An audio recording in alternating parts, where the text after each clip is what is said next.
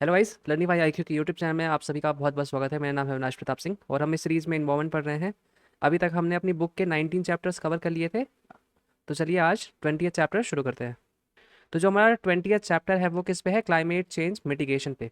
तो mitigation term क्या होता है? मिटिगेशन मतलब प्रिवेंटिव एक्शन के तौर पे कि क्लाइमेट चेंज को रोकने के लिए कौन कौन से एक्शंस लिए जा रहे हैं या लिए जा सकते हैं, है ना। इसके बाद जो है हमारा वो है क्लीन कोल टेक्नोलॉजी। तो उससे हम अल्टीमेटली कार्बन डाइऑक्साइड के एमिशन जो हैं उसको रिड्यूस करना चाहते हैं। कोल क्यों इतना बड़ा इंपॉर्टेंट फैक्टर है? क्योंकि आज भी वर्ल्ड में अक्रॉस द वर्ल्ड जो इलेक्ट्रिसिटी है almost half of it is being produced by burning coal. तो कोल को जला के स्टीम बनाते हैं, फिर उससे हम टरबाइन चलाते हैं। तो ऑलमोस्ट वर्ल्ड में हाफ ऑफ द जो इलेक्ट्रिसिटी अभी बन रही है वो कोल को बर्न करके ही बन रही है। लेकिन कोल अपने आप में क्लीन फ्यूल तो है नहीं। तो वो भी जब बर्न होता है तो कई गैसेस निकलता है और उसमें कार्बन डाइऑक्साइड एक अपने आप में बहुत बड़ी गैस है। उसके साथ साथ और भी ग्रीन हाउस गैसेस निकलती हैं जैसे नाइट्रस ऑक्साइड, मीथेन। तो ये सारी मिलके अल्टीमेटली क्लाइमेट चेंज में पॉजिटिव रिस्पॉन्स लाती हैं, मतलब क्लाइमेट चेंज को और बढ़ा देती हैं। सो कोल की ये जो बर्निंग है इससे अलग अलग प्रोसेसेस को हम इन्वॉल्व करके जो एमिशंस हो रहे हैं उसको रिड्यूस हम कर सकते हैं। जैसे जो कोल आता है हमारा उसको वॉश करते हैं, उसकी प्रिपरेशन करेंगे पहले जो हम जलाने से। तो उससे क्या होता है, जो अनवांटेड मटेरियल्स होते हैं उसके साथ स्टिक होते हैं वो निकल जाते हैं। और जब अनवांटेड मटेरियल बर्न नहीं होंगे तो वो हवा में भी नहीं जाएंगे। तो इससे कुछ हम ग्रीन हाउस गैसेस को इन्वायरमेंट में ऐड होने से रोक सकते हैं। उसके बाद इलेक्ट्रोस्टैटिक प्रेसिपिटेटर्स हैं। तो इलेक्ट्रोस्टैटिक प्रेसिपिटेटर में बेसिकली क्या होता है कि जो पर्टिकुलेट्स होते हैं पॉल्यूशन वाले उनको इलेक्ट्रिक फील्ड की मदद से साइड करके सेपरेट कर दिया जाता है। इसके बाद है कोल गैसिफिकेशन की प्रोसेस, जो कोल की बर्निंग ऑल टुगेदर अवॉइड ही कर देती है। इसमें बेसिकली होता क्या है कि हॉट और प्रेशराइज्ड स्टीम गैसेस को हम क्या करते हैं, कोल के साथ मिलाते हैं, जिससे वो टूटता है और सिन गैस में चेंज हो जाता है। सिन क्या है? Basically mixture of carbon monoxide और हाइड्रोजन। तो ये एक बेटर फॉर्म है बर्न करने का कार्बन का, एज कम्पेयर टू डायरेक्टली कोल को बर्न करना। फिर वेट स्क्रबर्स होते हैं या फिर इनको फ्लू गैस डीसल्फराइजेशन सिस्टम्स भी बोलते हैं। तो ये सल्फर डाइऑक्साइड को निकालते हैं। सल्फर डाइऑक्साइड भी ग्रीन हाउस की प्रिकर्सर है ना। सो बेसिकली वेट स्क्रबर्स में हम क्या कर रहे हैं, इस जो फ्लू गैस है हमारी उसको लाइमस्टोन और वाटर्स के थ्रू पास करवा रहे हैं, जिससे हमारी सल्फर डाइऑक्साइड उस प्रोसेस से हट जाती है। फिर लो नाइट्रोजन ऑक्साइड्स बर्नर भी होते हैं। ये नाइट्रोजन ऑक्साइड्स को नहीं बनने देते अलग अलग प्रोसेस यूज़ करके। तो हम ये सारी अलग अलग जो प्रोसेस है, वेट स्क्रबर्स हो गई, लो नाइट्रोजन ऑक्साइड्स बर्नर हो गए, इलेक्ट्रोस्टैटिक प्रेसिपिटेटर्स हो गए या कोल गैसिफिकेशन हो गया, तो ये सारी जो अलग अलग टर्म्स हैं ये किससे रिलेटेड है?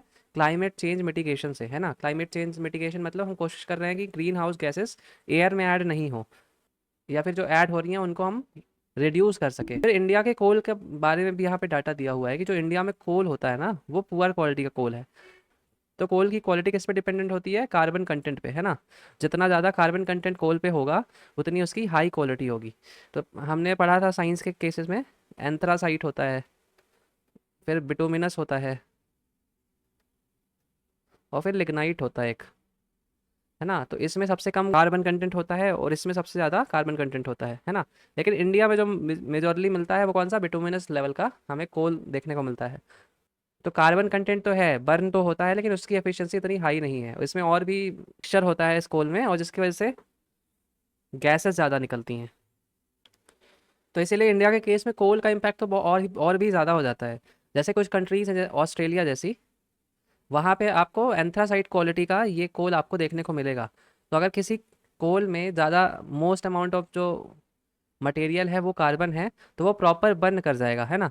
और वहीं जब इम्प्योरिटीज़ मिली होती हैं, मॉइस्चर मिला होता है, तो उससे और गैसेस निकलती हैं, ग्रीन हाउस गैस निकल रही है, वाटर वेपर निकल रही है। तो अल्टीमेटली ये सारी क्या जाके इन्वायरमेंट को हीट ही करती हैं। फिर दूसरा तरीका होता है कि कार्बन को कैप्चर किया जाए और स्टोर किया जाए। कार्बन हर जगह से निकल रही है, हमारी नॉर्मल प्रोसेस से भी कार्बन निकलती है, और ह्यूमन मेड कार्बन तो ह्यूज अमाउंट में ही निकल के ऐड हो रही है एटमॉस्फेयर में।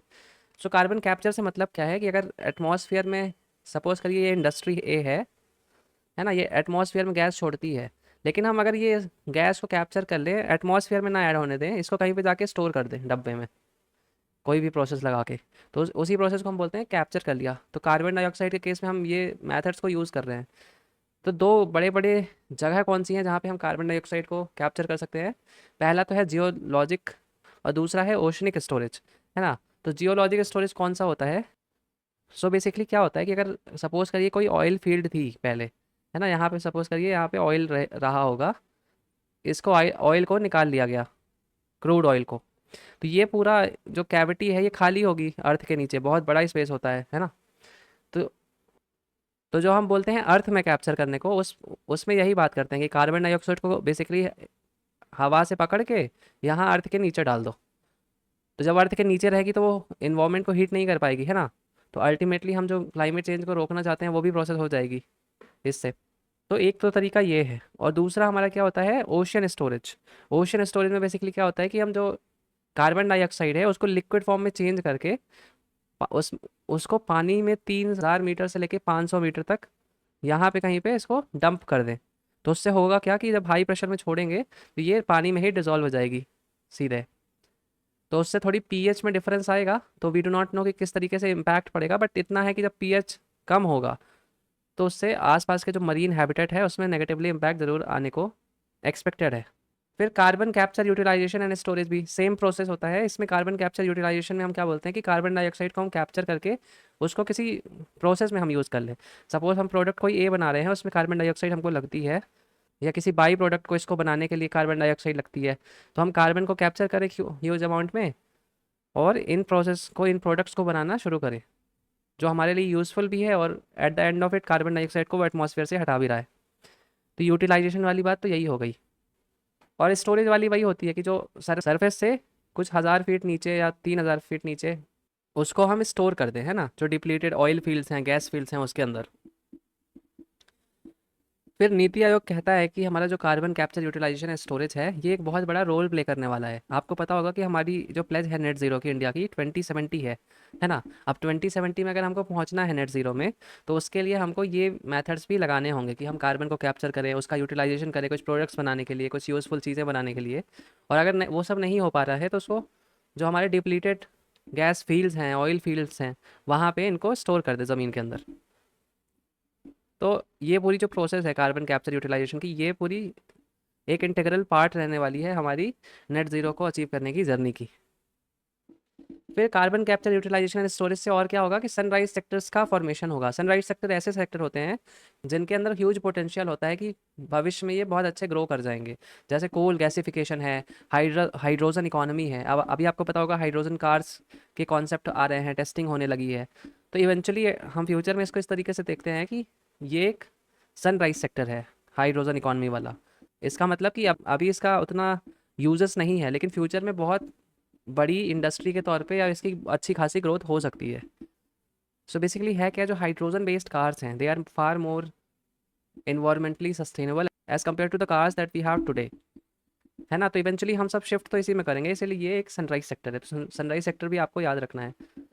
फिर ब्लू हाइड्रोजन और ग्रीन हाइड्रोजन दो टर्म दिए हुए हैं, तो इस ये टर्म प्रीलिम्स के पॉइंट से काफ़ी इंपॉर्टेंट है। ब्लू हाइड्रोजन किससे बनती है, फॉसिल फ्यूल से, है ना, कार्बन सिक्वेस्ट्रेशन की मदद से। और ग्रीन हाइड्रोजन किससे बनती है, रीन्यूएबल पावर सोर्सेज से। तो ये डिफरेंसेस आपको याद रखने हैं। फिर CO2 का यूजेस कहाँ पे हो सकता है, ग्रीन यूरिया बनाने में, ग्रीन अमोनिया बनाने में, कंक्रीट हो गया, एग्रीगेट्स हो गए, मिथनॉल, इथेनॉल, प्लास्टिक्स हो गए, बहुत सारे यूजेस है।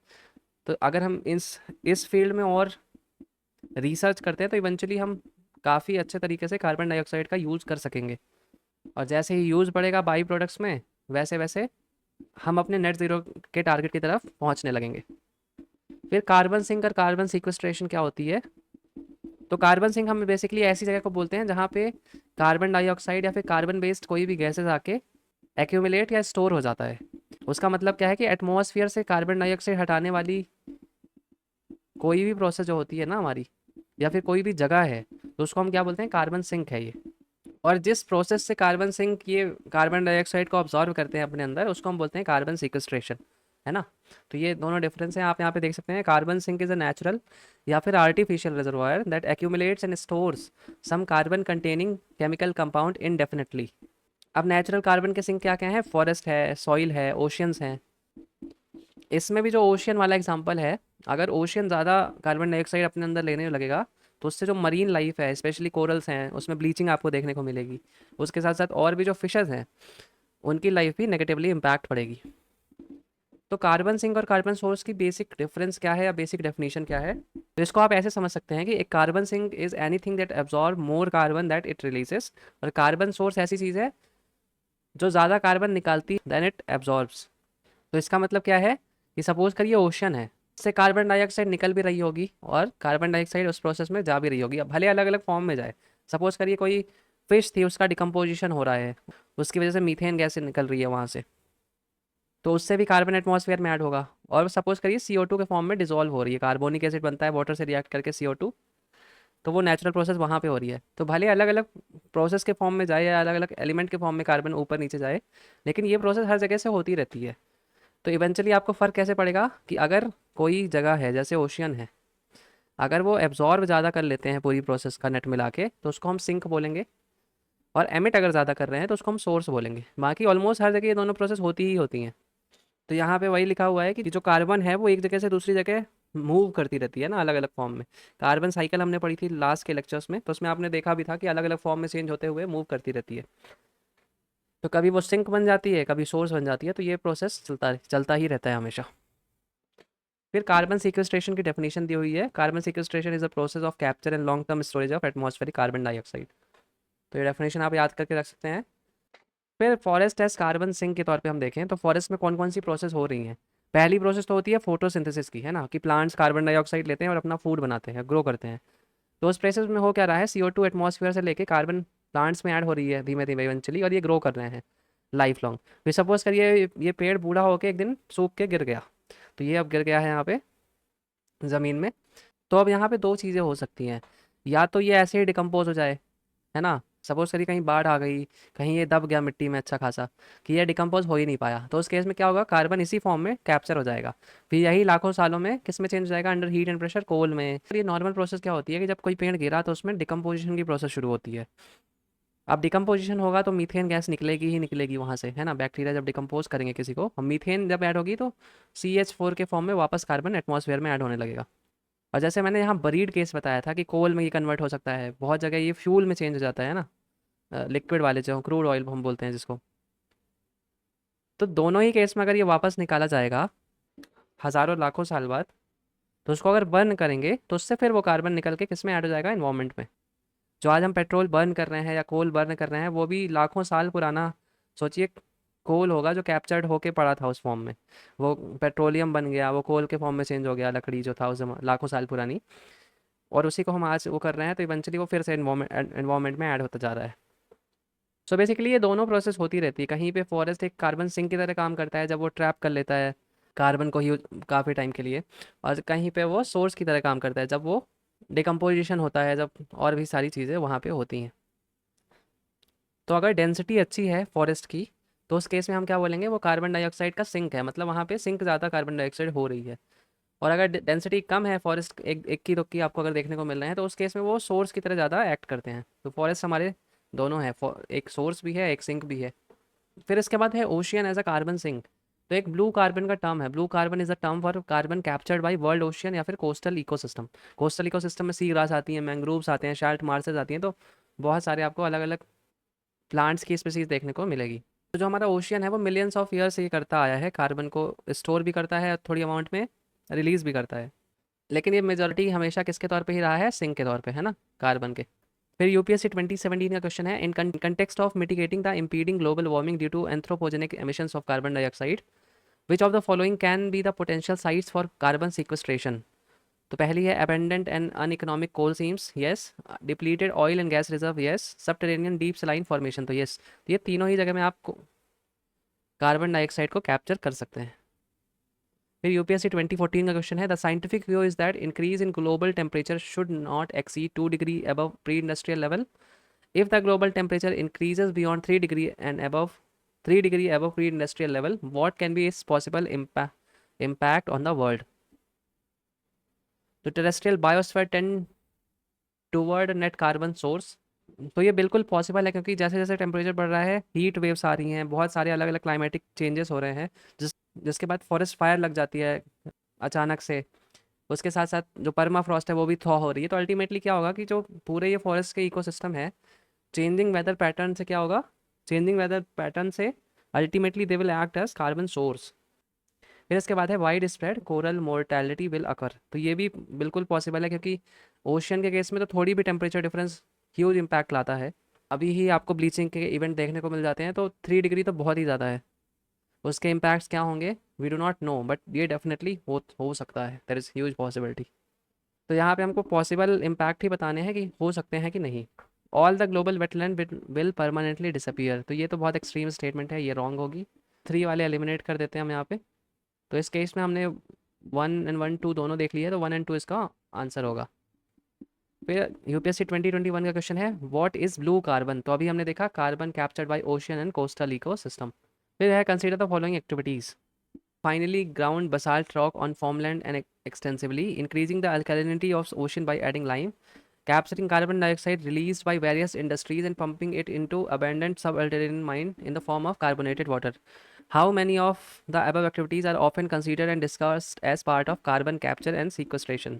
तो इसमें आपने ये तो पढ़ा ही है। तो इसमें यूपीएससी के अकॉर्डिंग ऑल 3 वेर करेक्ट, तो ये तीनों स्टेटमेंट ट्रू हैं। हालांकि ये क्वेश्चन ऐसा है कि जो यूजुअली नहीं बनता लोगों को, क्योंकि एक तो ऑप्शंस इसमें आए थे, ऐसे आए थे कि एलिमिनेट आप कर नहीं सकते हो, एक में भी अगर डाउट है तो फिर ये रिस्की गेम हो जाता था। तो इसीलिए यूपीएससी 2013 का तो जो प्रीलिम्स आया था बहुत ही वियर्ड था, और बहुत ही अपोजिशन भी हुआ था यूपीएससी का इस टाइप का पेपर बनाने के बेसिस पे, जहाँ पे तुक्केबाजी का ज़्यादा इंपॉर्टेंस था एज़ कम्पेयर टू आपके नॉलेज का। तो ये तीनों ही स्टेटमेंट करेक्ट है ना। फिर इसके बाद एक टर्म है जियो इंजीनियरिंग। तो जियो इंजीनियरिंग का सिंपली मतलब होता है कि जो हमारा जियो है, मतलब जो अर्थ है, उसकी इंजीनियरिंग करना। मतलब जो क्लाइमेटिक, तो जो हमारे क्लाइमेट में या इन्वायरमेंट में प्रोसेसेस होती हैं नेचुरली, उनको ऑल्टर करना क्लाइमेट चेंज से बचने के लिए। जैसे सोलर रेडिएशन को मैनेज करना, या कार्बन डाइऑक्साइड को रिमूव करना, या ग्रीन हाउस गैसेस को रिमूव करना, या एफॉरेस्टेशन लगवाना, या जो क्रायोस्फेयर है उसको प्रोटेक्ट करना। तो जब हम डेलिबरेटली अटेम्प्ट करते हैं ना लार्ज स्केल इंटरवेंशन करने का अर्थ के नेचुरल इकोसिस्टम में, उसी को हम बोलते हैं जियो इंजीनियरिंग। आपने सुना होगा आर्टिफिशियल रेन्स का कॉन्सेप्ट, ये सारी कॉन्सेप्ट इसी के हैं, जियो इंजीनियरिंग के, कि कहीं रेन होती नहीं है नेचुरली, आप जाके प्लेन से सैल्ट छुड़वा रहे हो क्लाउड फॉर्मेशन के लिए। ये सारी बातें किस में आती है, जियो इंजीनियरिंग में। जो सोलर रेडिएशन आती है उसमें कौन कौन सी जियो इंजीनियरिंग प्रोसेस लगती हैं या लगाने के बारे में हम सोच रहे हैं। तो इसमें पहली तो है हमारी कि हम कोशिश करें कि जो सन की एनर्जी आ रही है उसके स्मॉल पोर्शन को वापस भेज दें अर्थ में। तो इसमें हम एल्बीडो एनहेंसमेंट कर सकते हैं, कि जो हमारे क्लाउड हैं उसकी रिफ्लेक्टिविटी बढ़ा दें, कुछ केमिकल मिला के या कुछ करके, ताकि ज़्यादा उससे टकरा के ऐसे ऊपर निकल जाए। फिर स्पेस रिफ्लेक्टर का कॉन्सेप्ट, कि छोटे छोटे रिफ्लेक्टर्स स्पेस में ऐसे लगा दिए जाएँ जिससे आधी लाइट वहाँ से ही ऊपर चली जाए। फिर स्ट्रेटोस्फेरिक लेवल पे एरोसॉल की लेयर बिछा दी जाए ताकि उससे भी रिफ्लेक्ट होकर वापस चली जाए। तो ये हम मैनुअली कर रहे हैं। अब इसका इम्पैक्ट क्या होगा बड़े स्केल पे वेदर पैटर्न पे, we do not know that, बहुत हार्ड है क्योंकि प्रिडिक्ट करना। अर्थ इतनी कॉम्प्लेक्स है और इसका इन्वायरमेंट इतना कॉम्प्लेक्स है कि आप कोई एक प्रोसेस लगा के कितना भी स्टडी कर लो, कितना भी प्रिडिक्ट कर लो कि इसके ये लॉस होने चाहिए, इम्पैक्ट होनी चाहिए, बट समटाइम्स एकदम ही अलग तरीके से अर्थ रिएक्ट करती है, कुछ वेदर पैटर्न चेंज हो गए, आप जो सोच नहीं रहे थे। तो बहुत कॉम्प्लेक्स सिस्टम है, इसीलिए बहुत रिस्की भी है कि आप जियो इंजीनियरिंग करके हो सकता है बेनिफिट से ज़्यादा और नुकसान ही झेल जाएं at the end of it. फिर यूपीएससी 2019 का क्वेश्चन है in context of which of the following do some scientist suggest that use of cirrus cloud thinning technique and injection of sulphate aerosol into stratosphere. तो यहाँ पे आप answer देख सकते हैं रिड्यूसिंग द ग्लोबल वार्मिंग। तो अभी हमने देखा वही जियो इंजीनियरिंग के कंटेक्स्ट में। फिर कार्बन जियो इंजीनियरिंग भी होती है जिसको हम बोलते हैं ग्रीन हाउस गैसेस रिमूवल, है ना। तो इसमें भी कई सारी प्रोसेसेस हैं, जैसे एफॉरेस्टेशन कर दो, बायोचार कर दो। बायोचार क्या होता है, बेसिकली अगर कोई लकड़ी का टुकड़ा है ना, उसको आग की जो उसकी टॉप लेयर होती है उसको आग से जला दिया जाता है, पूरी आग नहीं लगाई जाती, बस टॉप लेयर जो होती है उसकी। उससे होगा क्या कि जब आप ये जली हुई लकड़ी की, या जो चार्ड लकड़ी है, इसको चार्ड बोलते हैं, जिसकी टॉप लेयर जली हुई होती है, इसको जब आप अर्थ में डालेंगे तो इसका डिकम्पोजिशन नहीं होगा, क्योंकि जो बैक्टीरिया है उनको एक्ट करने के लिए ये चार्ड सरफेस मिलेगी और वो एक्ट नहीं कर पाएंगे इससे, है ना। तो जो बायोमास होता है, जो चारा निकलता है, स्टबल है या फिर लकड़ियां हैं, अगर उनको जलाना है उससे बेटर है कि उसको ऐसे ही चार कर दो और अर्थ में दबा दो, तो वो उसी फॉर्म में सॉइल में होके लॉक हो जाएगा, जो उसका उससे उससे रिलेटेड जो कार्बन है। फिर बायो एनर्जी बनाई जाए और उसके साथ साथ कार्बन कैप्चर एंड सीक्वेस्ट्रेशन भी किया जाए। बायो एनर्जी मतलब बायोमास को उगा के उसी को जला के जो एनर्जी निकले उससे एनर्जी बनाई जाए, फिर उससे जो धुआं निकले उसको कैप्चर करके फिर प्रोसेस में यूज़ किया जाए। तो ये पूरी प्रोसेस वहाँ पे भी है। फिर एम्बियंट एयर कैप्चर है, ओशियन फर्टिलाइजेशन है। ओशन फर्टिलाइजेशन का मतलब क्या होता है कि कुछ कुछ जो पोर्शन है ओशन के, वहाँ पे न्यूट्रिएंट्स को एक्स्ट्रा डाल दो ताकि जो प्राइमरी प्रोडक्शन है वहाँ पे बढ़ने लगे। और प्राइमरी प्रोडक्शन बढ़ेगा, प्राइमरी प्रोडक्शन में बेसिकली क्या होता है, जो प्लांट्स हैं हमारे, फाइटोप्लैंक्टॉन्स हैं, छोटे छोटे प्रोड्यूसर्स हैं उनका कंसंट्रेशन बढ़ेगा तो वो कार्बन डाइऑक्साइड को ज़्यादा इनहेल करेंगे अपने अंदर। फिर एनहेंस्ड वेदरिंग है, तो ये सारे इसके तरीके हैं ग्रीन हाउस गैस रिमूवल के। फिर जो हमारे बोरियल फॉरेस्ट होते हैं वहाँ पे जो 80% ऑफ टोटल जो कार्बन है हमारी, वो किस फॉर्म में आपको देखने को मिलेगी? पीट के फॉर्म में। पीट मतलब डेड ऑर्गेनिक मैटर जिसे हम बोलते हैं। यहाँ पे डिकम्पोजिशन भी स्लो होता है बोरियल फॉरेस्ट में, कि टेम्परेचर्स बहुत लो होते हैं, है ना। उसी के साथ साथ जो हमारे ट्रॉपिकल फॉरेस्ट हैं वो भी 18% जो हम फ्यूल, जो 18% जो हमारी कार्बन डाइऑक्साइड निकल रही है फॉसिल फ्यूल के द्वारा, उसे भी कैप्चर करते हैं। तो ये सारे। फिर आर्टिफिशियल स्नो का कॉन्सेप्ट है यहाँ पे। आर्टिफिशियल स्नो का यूज़ कहाँ पे किया जाता है? जो हमारे अंटार्कटिका की आइस शीट टूट रही है ना ग्लोबल वार्मिंग की वजह से, उनको रोकने के लिए आर्टिफिशियल स्नो का कॉन्सेप्ट है कि जिन जिन एरिया से वीक पड़ रही है वहाँ पे एक्स्ट्रा ये मशीन लगा के सी वाटर को पंप करो, वो ठंडे होके जम जाएंगे ताकि वो टूटेगी नहीं। बट देन अगेन इतना सारा जो ये प्रोसेस करने में बोट लगेगा, बोट को चलाने के लिए फ्यूल लगेगा, उससे भी तो कार्बन डाइऑक्साइड देन निकलेगा ही। तो इकोनॉमिकली कितना वाइबल है, एनवायरमेंटली कितना वाइबल है, उस बारे में अभी हम ये कह नहीं सकते, बट ये सारे टर्म्स हैं, ये सारी डिस्कशंस चल रहे हैं। फिर इसके बाद है ट्रांजिशनिंग अवे फ्रॉम कोल, कि हम कोल से कैसे दूर जाएं। अब जो हमारी आईपीसीसी की रिपोर्ट है वो कहती है कि अगर हमको 1.5 डिग्री का अपना टारगेट अचीव करना है तो हमको कोल पावर्ड इलेक्ट्रिसिटी को लेस देन 1% करना होगा ऑफ टोटल इलेक्ट्रिसिटी बाई 2050। तो बहुत ही ह्यूज टारगेट है, बहुत ही मुश्किल भी है कि कोई फॉलो कर पाए।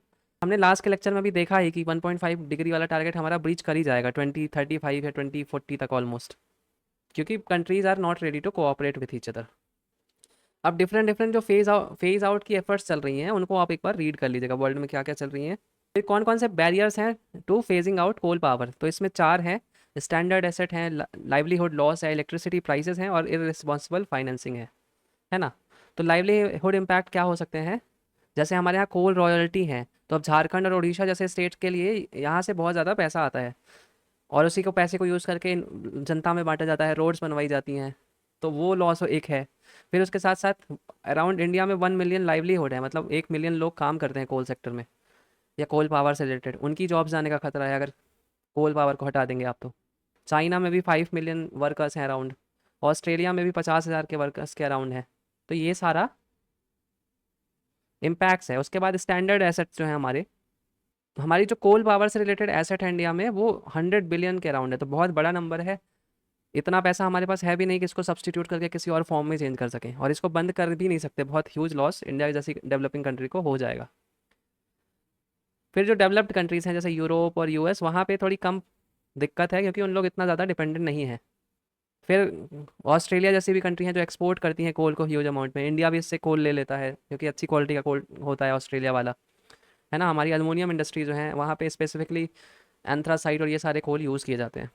तो ये सारे इम्पैक्ट हैं, अगर आप बंद करोगे कोल पावर को तो इतना सारा जो डेडिकेटेड इकोनॉमी है कोल से रिलेटेड वो कोलैप्स हो सकती है। फिर इलेक्ट्रिसिटी प्राइसेस भी हैं कि जो कोल पावर जनरेट हो रहा है वो चीपर है as compare to renewable power. तो राइजिंग कॉस्ट कौन बियर करेगा? लोग बियर करेंगे, गवर्नमेंट बियर करेगी, और गवर्नमेंट बियर कहाँ से करेगी? टैक्सेस से ही करेगी, तो अल्टीमेटली लोगों के सर पे ही आएगा वो पूरा पैसा। तो ये भी है डेवलपिंग और जो पुअर कंट्रीज़ हैं अफोर्ड ना कर पाने का एक बड़ा रीज़न उनका, कि वो अभी स्विच नहीं कर सकते कोल पावर से किसी और फॉर्म ऑफ एनर्जी में। फिर रिन्यूएबल जो इलेक्ट्रिसिटी टेक्नोलॉजीज़ हैं उनमें अभी बैटरी का प्रॉब्लम है, स्टोरेज का प्रॉब्लम है, ये एडिशनल कॉस्ट बढ़ जाते हैं, है ना। जब कॉस्ट बढ़ेंगे तो खर्चे भी बढ़ते हैं, तो यहाँ भी दिक्कत है। फिर इररिस्पॉन्सिबल फाइनेंसिंग भी होती है। तो जैसे जो G20 कंट्रीज़ हैं हमारी, कोल प्रोजेक्ट्स के लिए ज़्यादा फाइनेंस करती हैं एज़ कम्पेयर टू रिन्यूएबल्स। तो ये सारे अलग अलग फैक्ट्स हैं, तो आप इसको देख सकते हैं। तो हमारे इस वीडियो में यही तक था। Thank you for watching the video. Like और सब्सक्राइब कर लीजिए ताकि जब नेक्स्ट वीडियो आए उसके नोटिफिकेशन आपको ईजिली मिल जाए। Thank you.